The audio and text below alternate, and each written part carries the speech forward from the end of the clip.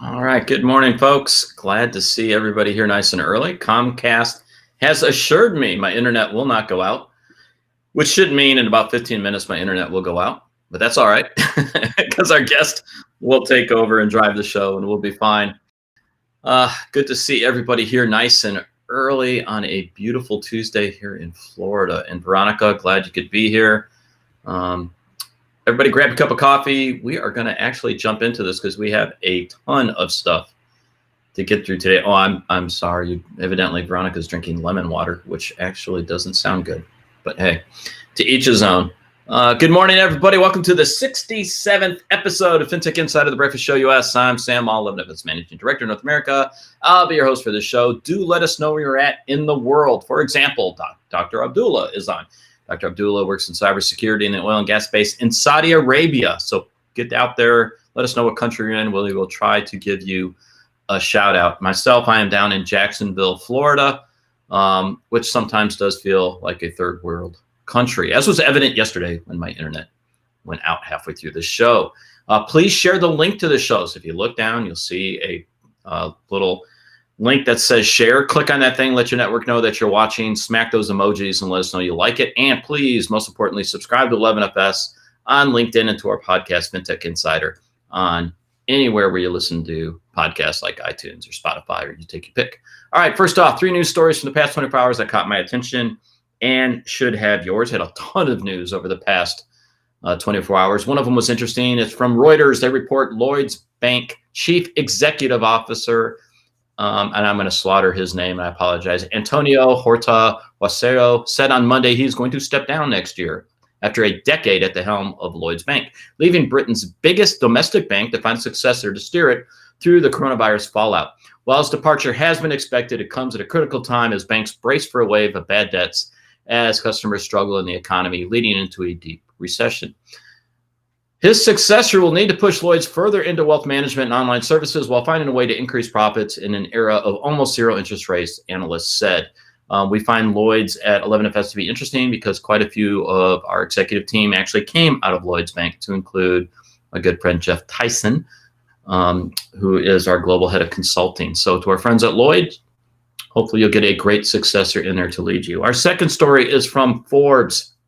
Forbes reports organizations that vigorously opposed government spending took Paycheck Protection Program loans, including some that have criticized the CARES Act, which created the PPP program, according to data released by the Small Business Administration yesterday. For example, Americans for Tax Reform Foundation, which says it educates taxpayers of the true cost of government and the realities of costly government programs, received between $150,000 and $300,000 in loans. In a statement, Americans for Tax Reform claimed it never opposed the PPP program and defended the foundation's decision to take government loans, which it said allowed the foundation to maintain its employees without laying anyone off after it was badly hurt by the government shutdown.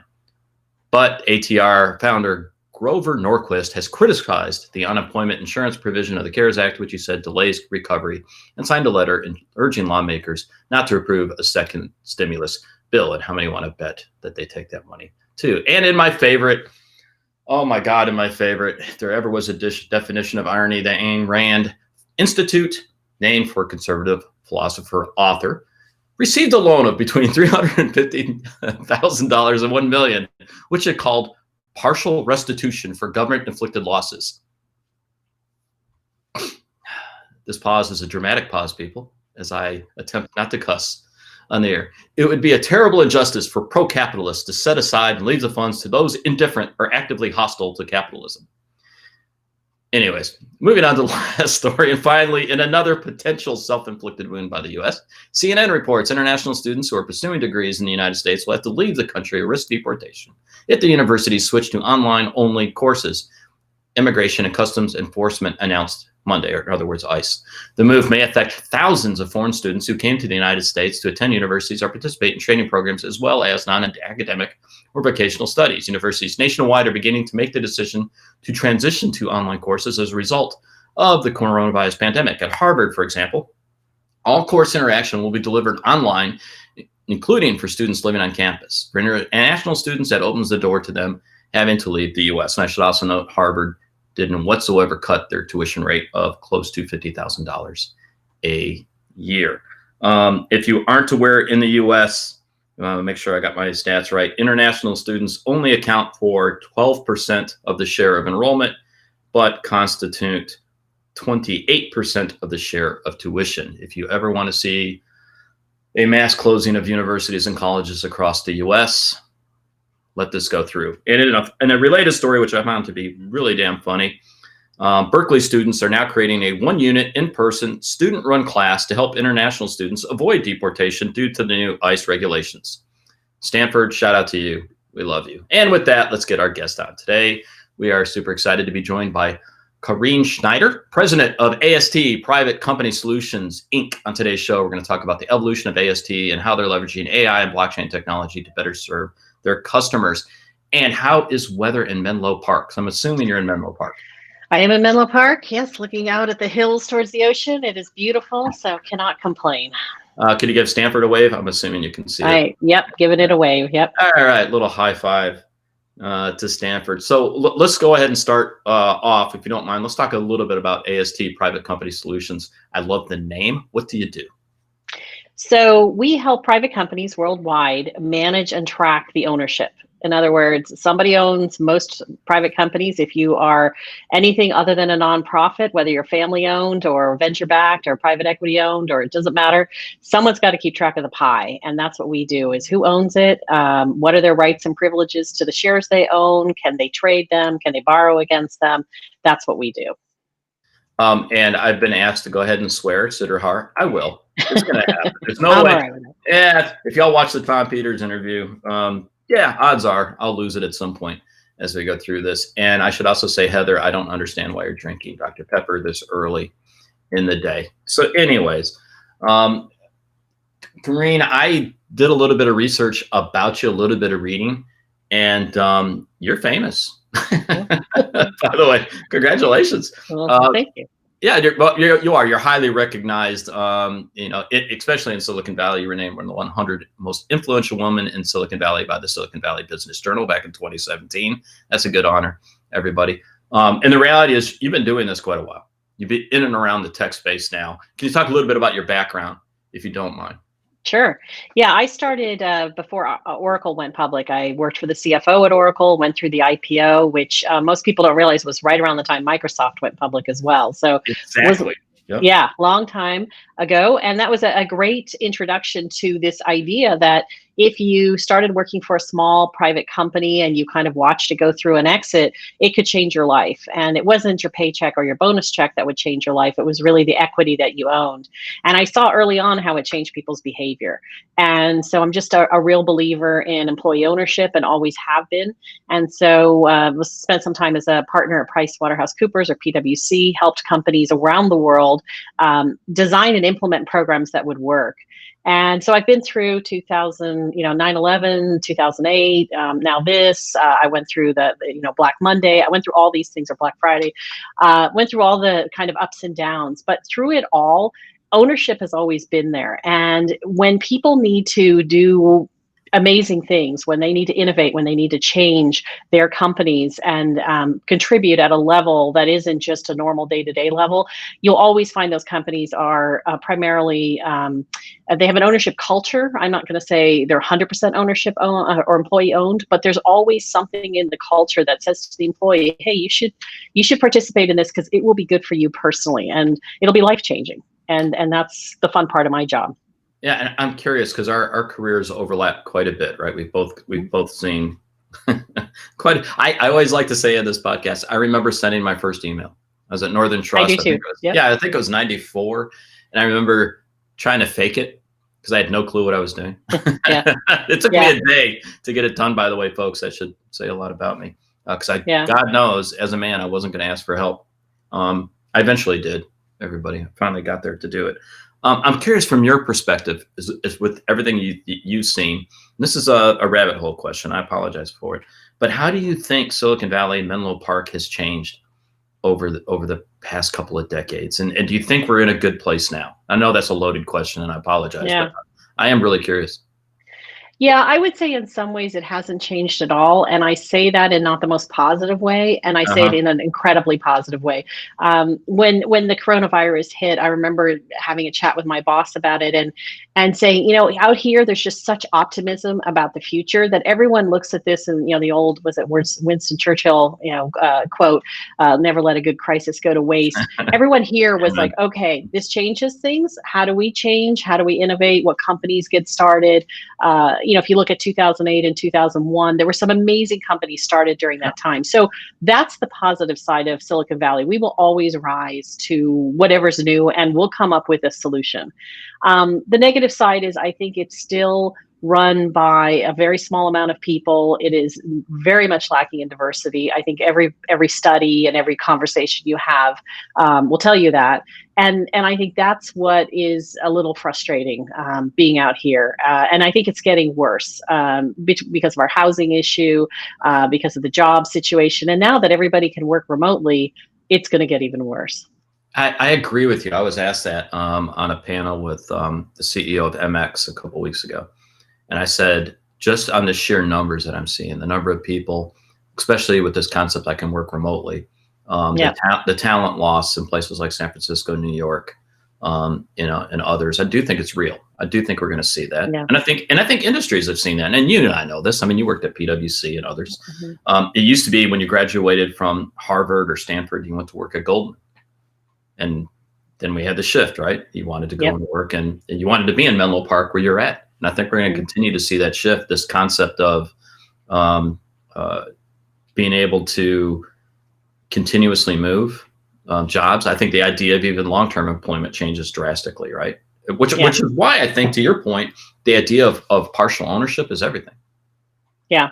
And it's the only way to keep people in it for the long run. Because Amen. I mean, my kids are in the job world, and when they're talking about things, if they will stick in a job for a year, they're pretty excited. And I'm always talking to them about, what's your vesting date, and let's take a look at that. And so when I started, it was all 4-year vesting. Everyone thought, look, most people can stick around for 4 years. Now, in Silicon Valley, which drives me crazy, and I call it the ATM vesting plan. A lot of companies are going to monthly. I mean, that's your paycheck. Monthly vesting. Wow. So what they'll do is 1 year cliff, and then after 1 year, you start either monthly or quarterly, gaining the stock. Well, that's not enough to really keep people at a company, especially if your new company is also going to be offering you stock. You just, shift. Oh my God! So I actually wasn't aware of the monthly vesting. I was aware. I was aware. I remember reading this a couple of years ago that there are agencies in Menlo Park and in Silicon Valley where they will act as your agent. So you do a 6-month gig and then you move on, just like you would if you worked for, or if you were in pro sports. That they had. I didn't realize the month-to-month vesting, which is terrifying. Actually. Yeah. Well, and there's also the diversification idea. So my son-in-law is an engineer. What does he do? He, they look at things from a 1-year perspective. So they'll say, well, I can stay at one company for 4 years, but who knows if that company's going to make it. So it'd be better if I was at 4 companies each year, because then I'll get 25% of the stock. And one of them will probably really make it big. So, it's the principles of investing. Well, they're looking at it that way. Harder and harder to keep talent. All right, if you don't mind, let's talk a little bit about your company again. And you actually have a product called Estrella. Did I say that right? Estrella, yep. Oh man, I am rolling on pronunciation today, people. I never do this. Can you talk about what Estrella is? Yeah. So if you're starting a company, let's say you're 2 guys in a garage and a dog, and you've got this great idea, and your mom's writing a couple of checks for you to, see where you can go.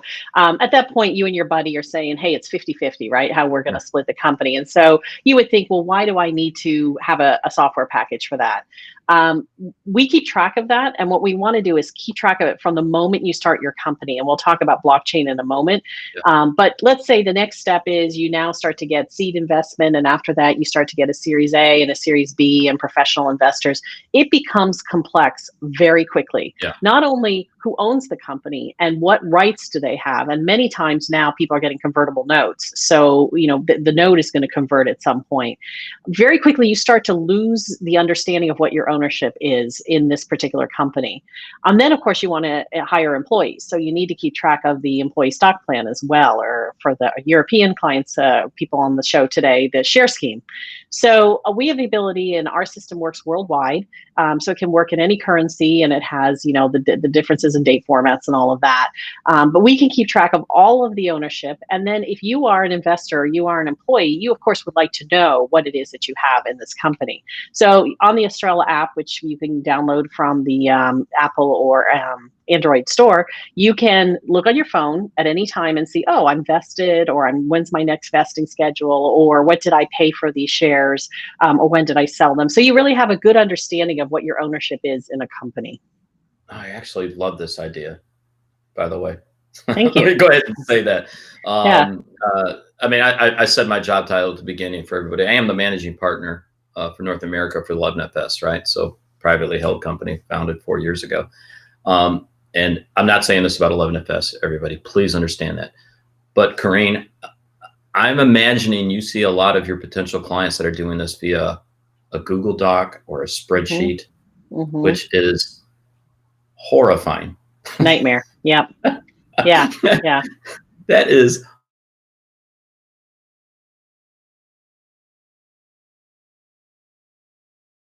Yeah, and I'll give you a good example. These two guys in the garage are not thinking about selling their company, right? I mean, they probably in their minds think, oh, someday it'll be worth $1 billion, and won't it be great? I'll be ringing the bell on the New York Stock Exchange. But you could get there pretty quick. On average, it's 8 to 10, 12 years these days, but it still could be quick.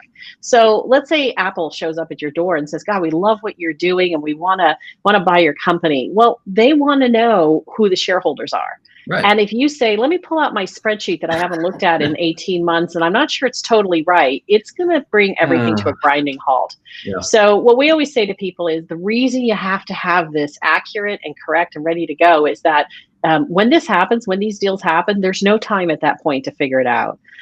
We had a client who was a very large privately held company, well known. Apple acquired them. When we started working with them, everything was in binders. They had nothing in technology. The person we were working with didn't even know how many shares she owned herself. Wow. So when we were able to put all of that into a system, 18 months later, when Apple showed up and they bought the company, we always like to think that we helped with that one.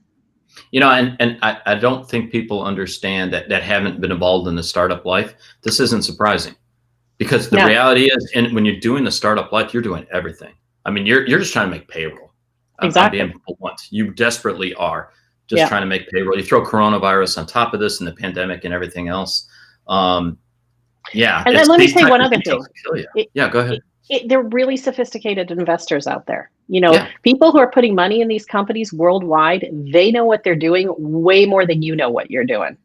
And, our system like Estrella, when you enter that information into the system, it becomes way more clear. Oh, hold on a second.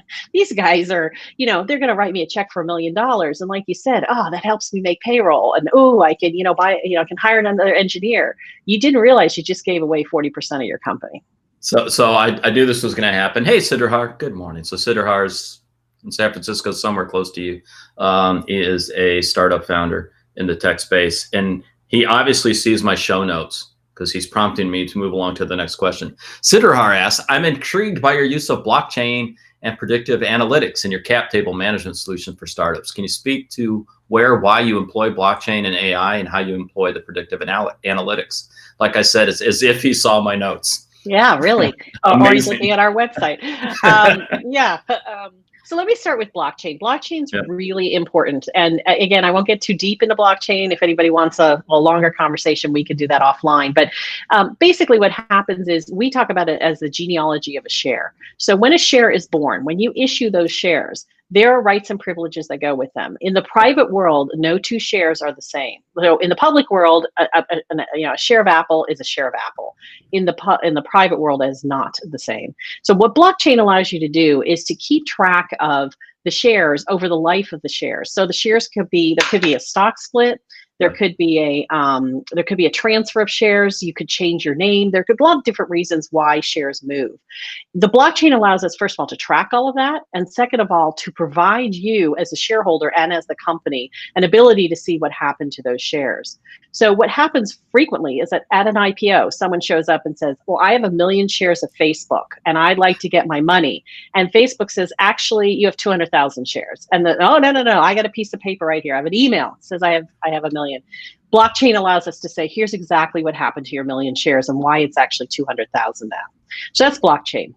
There are a couple of other real world problems it solves, which we could get into if we have time, but that's the general reason why we do it. And there is no other system out there today that employs blockchain. Everyone else uses regular database technology, which, blockchain is immutable. By the way, this is a private blockchain. This is not for the public. It's not like everybody can go in now and see who owns Airbnb. So that's not what it is.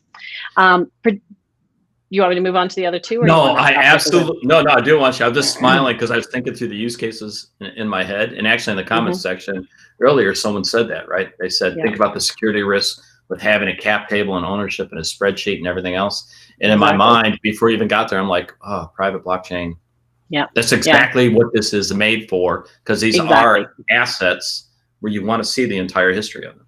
Exactly. Yep. And you don't want anybody to, adjust like with a spreadsheet. You could easily just, fat finger it and bam, you just lost a couple of $1 billion. So that's blockchain. Okay.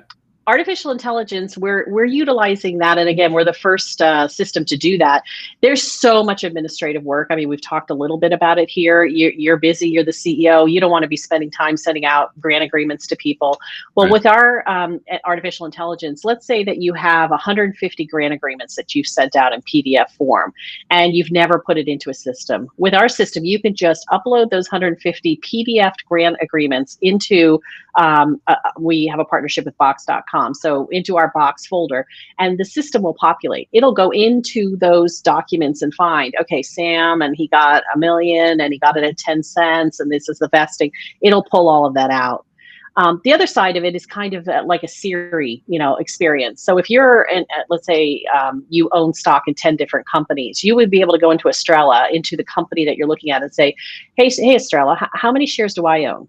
Instead of saying, where's the report that shows me, where's the screen, and how do I find the number? And, oh, I've got some warrants in this company. How many are going to vest next year? You could interact in a way that we're getting used to interacting with things like Siri. So that's the artificial intelligence. Both helps you administratively, but also helps the user just get to the information that's important to them. The predictive analytics for me is the most fascinating part, because the analogy I give is when you start your car in the morning, you don't go and check the oil just to see how it's doing, right? You expect the car to tell you, hey, you're low on oil. Well, with Estrella, it tells you as the CEO or as the person managing the plan or the company, you've got a problem. So for instance, one of our tiles says, what's the percentage of my employees that are more than 75% vested in their stock? Now, for you to find that answer going into somebody else's system will take you an hour or so to do all the reports. We have a little thing on the front page that says, Sam, you should be kind of concerned because 80% of your employees are now more than 3/4 vested. So if you really want to keep these people around, maybe you should drill down into who are those people and should I be granting more stock? Because again, you're busy in your day job. So this is not something you're, lying awake at night worrying about. So we try to tell you, or, gee, you're running out of shares. You're about to hire a CTO and you've told the CTO you're going to give them, 1% of the company. Guess what? You don't have 1% of the company to give away. You need to go to the board and get those shares. So those are the types of things that we try to help you. Over time, we think we'll be able to show you behaviors that are happening in the system that should tell you whether a certain employee is at risk. And we think we can do that through Estrella. I have a question that came in around when you say private blockchain. And thanks, Janine, for the question. When you say private, do you mean private to everyone with access to the blockchain or private to all parties with access? It is both. So the company will be able to see everything in the private blockchain. You as the investor will only be able to see the information that's relevant to you. Gotcha. All right. So multiple levels within that.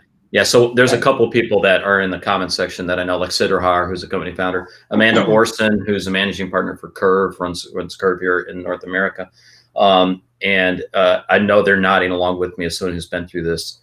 this is something that if you haven't been through the experience of either an acquisition or going through an IPO, I don't think you realize what a headache and what a moment of pain this can be. I say that politely because, Karine, you know this. You've lived in the Valley and you've seen this. It is amazing who comes out of the woodwork. Oh, yeah. Like you said, who shows up with, hey, by the way, right? It's kind of like when you get famous and that guy you dated in high school shows up and suddenly tells you how much, and does a tell-all book about you. My God, what comes out at the time that you launch or those times of your life. Yeah. And there's a cost involved because now you need to go hire lawyers and forensic accountants. And, and I think the biggest cost is time. And I've seen people who have lost deals because the acquirer says, you know what, this is too messy. I don't want to get involved in this. There's other companies who do what you do. Go get your house in order and come back in a year. Amanda Moore, hey, Amanda, glad you're here. Amanda's coming to our virtual happy hour tomorrow. Sitterhar's been part of that. If y'all want to know more about that, just email me. I'll give my email address at the end. But Amanda asked, how much of the business operations need to be digitized in order for your app to be as useful as possible? Well, you need to put all the ownership into the system. So you can't be partial. And you really should put the employee share plan in as well, because otherwise your cap table's wrong. So we also have this exit scenario built in, which we've had validated by an external accounting firm. And what that does is, let's say that you're sitting in a boardroom and somebody says, look, we just got an offer to sell our company for $500 million. Well, the first thing you're going to think, right, no matter who you are, is, okay, how much is that for me? And you could pull out your calculator and start trying to figure it out. Well, in Estrella, it'll tell you right away. Here's what everybody would get at 500 million. Now, let's say life's not good for your company and somebody just offered you 35 million and you're going, hey, wait a minute, I put in more than, the total investment in this company is 75 million, but you know what, 35 million is better than nothing. So what would I get in that situation?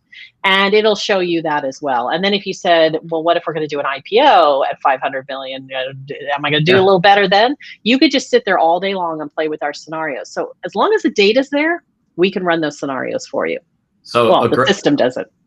Yeah, great comment by Amanda Orson. Hey, Amanda, who's been a guest on this show before, is going to be a guest again. By the way, like I said, head of North America occurred. You'll love this, Karine. Great guest. Made me think. Going to go ping our internal legal team here. Ari, how are we managing our cap tables? So that's a great way to exit this interview, which is, how does Amanda get a hold of you and learn more about the product? Well, you can go to Estrella.com. And we are trying to encourage new young companies to get their data on the cap table day one, so blockchain can start managing it. So the first 10 stakeholders are free. So if you're a couple of people, just get on Estrella. It doesn't cost you anything. Once you go to the 11th stakeholder, it's only $5 per month per stakeholder. So we're really not charging a lot. There's no reason not to do it. If you're on some other system and they're not making you happy, they're not doing what you want, we're happy to convert you for free. So anyways, Estrella.com, and we're all over social, and we'd love to talk to you too. So just ping us. We actually do post our phone number on our website, unlike many other companies. So give us a call. Yeah, and to your point, the earlier you do this, the better. You're future-proofing your company, trust me. Absolutely. And saving yourself from a massive headache. All right, folks, that's it for today. Tomorrow, I'll be joined by Jillian Williams. She's the head of Black VC New York. She's been a guest on FinTech Insider before. She is brilliant, and she's also a fan of Schitt's Creek. So tomorrow, that might be all we talk about, because I love Schitt's Creek. As always, don't hesitate to reach out to me. You can email me at Sam Maule at 11fs.com. Hit me up on Twitter at Sam Maule. Better yet, just go directly to the producers. Go to Hannah and Tobias. Email them at breakfastshow@11fs.com. All right, everybody, stay safe, and we will see you tomorrow. Thank you.